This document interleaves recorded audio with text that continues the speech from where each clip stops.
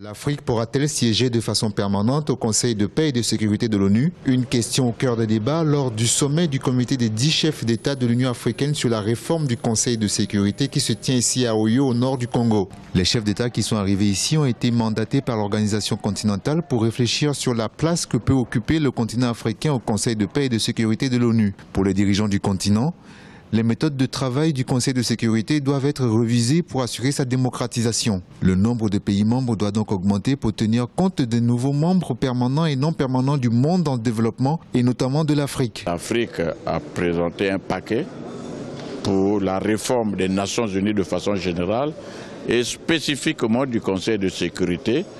Et on fait le constat suivant lequel c'est le seul continent qui n'a aucun membre permanent. Donc l'Afrique se dit qu'il faut réparer une injustice historique, mais également rendre plus démocratique la composition du Conseil. Donc on demande qu'on élargisse le nombre de membres permanents.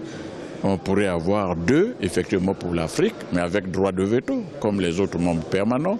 La rencontre d'Oyo revêt un enjeu à bien des égards. Il s'agira de proposer lors du prochain sommet de l'Union africaine à Malabo au mois de juin une position commune du continent africain face à cette question. L'Afrique a 1 milliard d'habitants avec 54 membres. C'est un continent émergent qui a une voix et qui peut voter au Conseil de sécurité. L'idée est que nous devons garder et que nous devons continuer à négocier et défendre notre position.